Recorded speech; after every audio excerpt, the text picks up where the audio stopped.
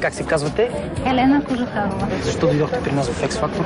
Ами, защото музиката е така дълбоко в сърцето ми отдавна. Още от дете пея, дъщеря съм на акордеонист, внучка на народна певица и така има някакъв талант в мене, заложен. Днешното ми изпълнение ще бъде посветено на годишнината на Майкъл Джексън, която всъщност беше на 25 юни.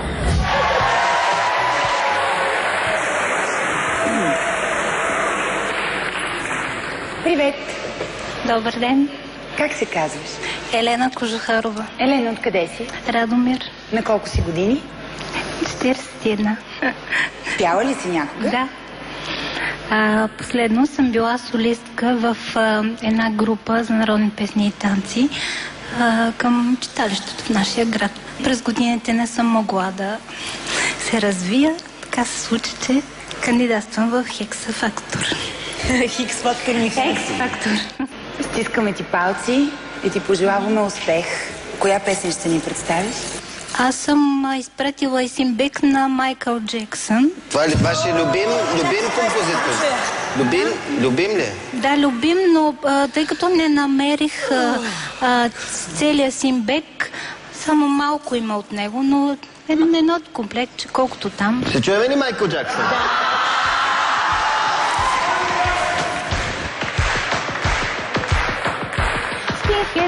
Get, everybody don't get, yes, yes.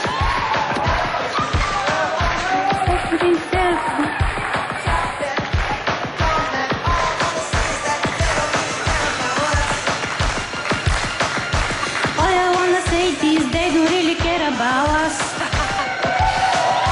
Skinhead, deadhead, everybody go get situation out of guess. Everybody allegation in the street, on the news. Everybody go hook, bang, bang, shot, bang. Everybody go net. All I wanna say is they don't really care about us. All I wanna say is they don't really care about us.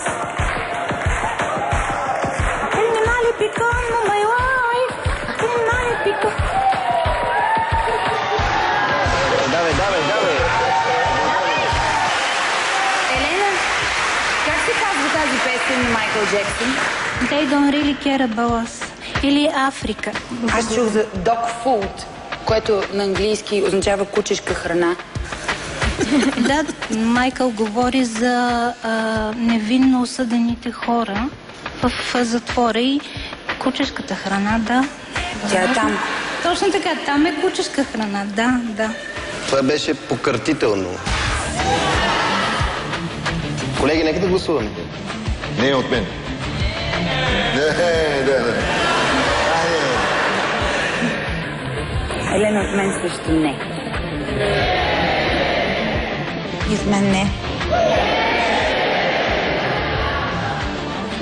Дано да не ти се присъни Майкъл Джексън, защото не знам какво ще направи с тебе. 4 лета!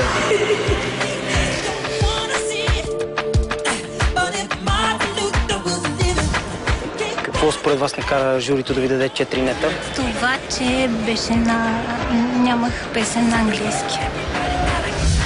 Задължително ще започна курс по английски, задължително ще науча английски песни повече и тогава вече ще се ева когато трябва и където трябва.